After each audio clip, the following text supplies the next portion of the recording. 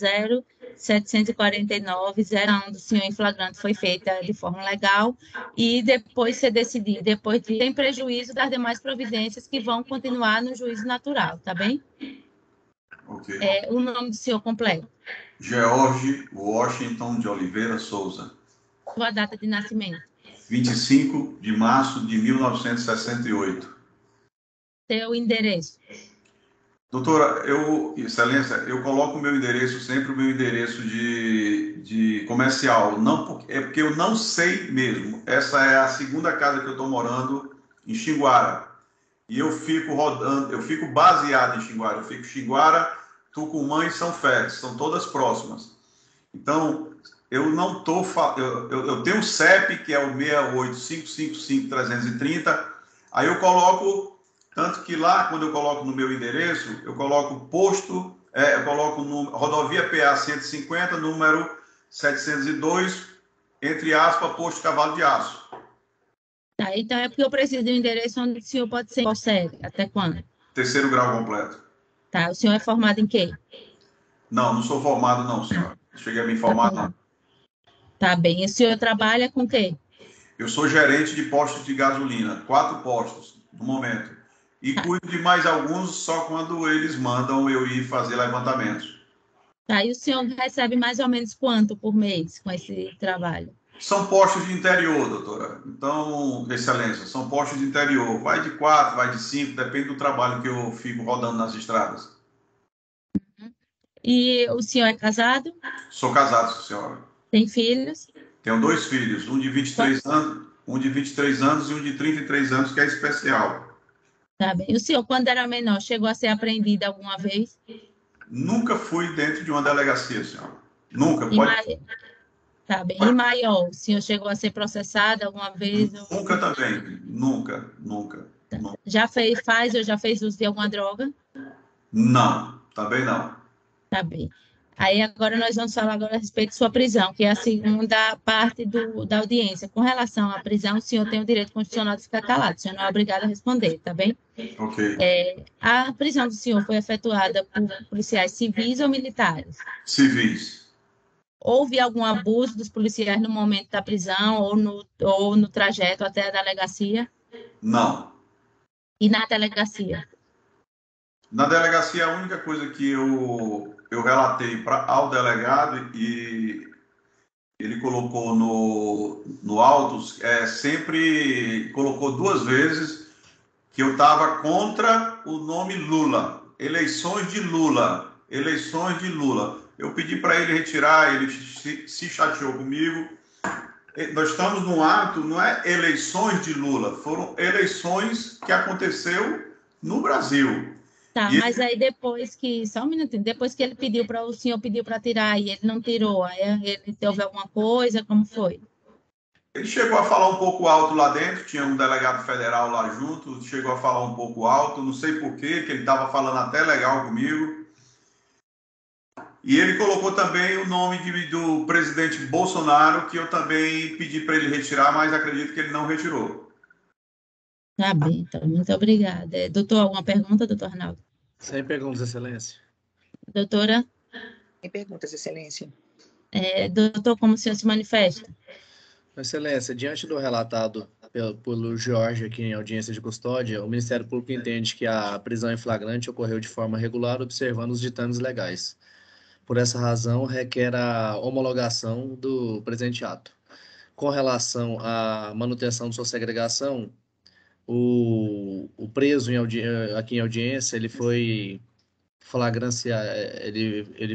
flagrado com uma grande quantidade de arma de fogo, com artefato explosivo e após supostas práticas de atos de terrorismo.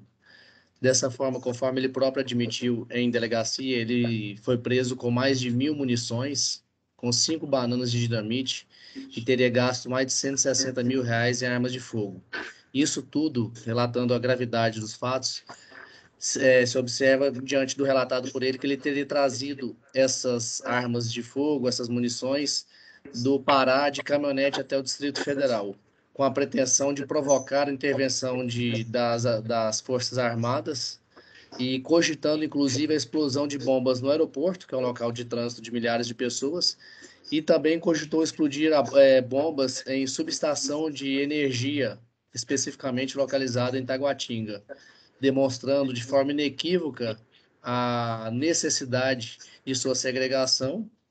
E, além disso, cabe destacar também que, conforme o próprio Jorge informou em delegacia, ele estava há mais de um mês em frente ao quartel-general do Distrito Federal, e lá ele teria se inserido numa engenharia criminosa, em que ele teria encomendado e recebido, inclusive, artefatos para confecção de bomba.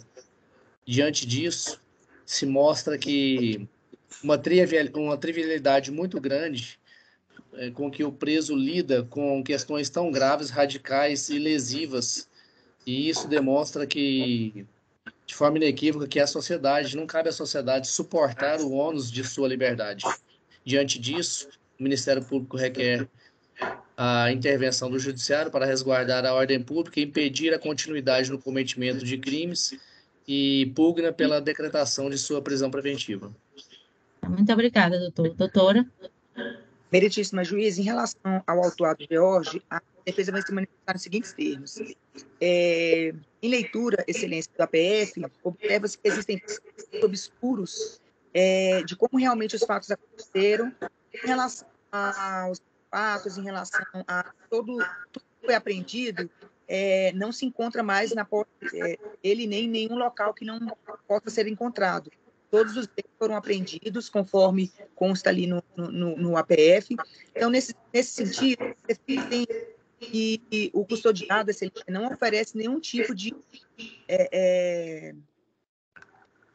o custodiado, nesse instante, não oferece nenhum tipo de resistência, inclusive, quando da sua prisão, não houve em nenhum momento resistência por parte dele em relação da autoridade policial que a sua prisão. O custodiado se encontra no federal, não é de Brasília, não possui ninguém que possa por ele atuar nesse sentido. Precisa que posteriormente seja realizada a sua defesa para que realmente os fatos relatados sejam apurados. Quais foram os que esses bens foram colocados na posse dele? Não é esse momento aqui agora do mérito. A defesa entende que seria bastante temerário manter a prisão instantes, mesmo porque não foi, como não é o momento, oportunizado a ele esclarecer o que realmente aconteceu em relação aos fatos, porque se ele ficar preso preventivamente, pode ter que outros fatos venham a acontecer que ainda comprometam mais as investigações. Estamos aqui falando de forma bastante... Não estamos nos manifestando em relação a nenhuma questão, quer seja religiosa, mas realmente estamos aqui na nossa frente uma pessoa que precisa que o judiciário possa entender de forma prematura o que aconteceu e que possa, excelência, conceder a sua liberdade provisória para que tenha o direito realmente de fazer a sua defesa da forma... Lembrando que, excelência, o autuado não possui em seus apontamentos, não possui em suas fichas, inclusive olhei no estado do qual ele vem, no estado do Pará, não existe nenhum processo judicial do qual seja imputado a ele um fato de nenhuma gravidade, ou seja, o custodiado possui bom antecedente.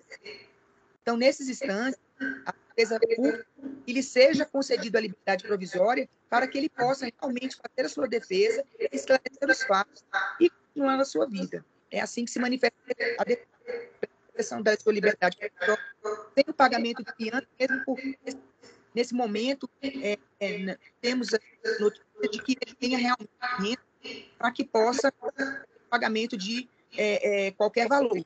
É assim que se manifesta a defesa. Muito obrigada, doutora. Eu que agradeço. Bem, analisando primeiramente em relação ao auto de prisão em flagrante, analisando, verifico que estão presentes todos os requisitos legais, razão pela qual eu procedo à sua homologação. Com relação ao pedido de prisão, ainda que seja alegado pela defesa que o autuado possui bons antecedentes, verifica que foi um crime de extrema gravidade em concreto, especialmente pela quantidade de munições apreendidas e o risco que a coletividade já foi colocada em relação à situação trazida nos autos. Então, em razão disso, aliada a esse fato, ainda há a questão do autuado não residir no Distrito Federal, o que tornaria mais difícil a conclusão da instrução processual, com o acusado em liberdade. Assim, eu converto a prisão em flagrante em prisão preventiva. Só um minuto, senhor Oster, só para terminar.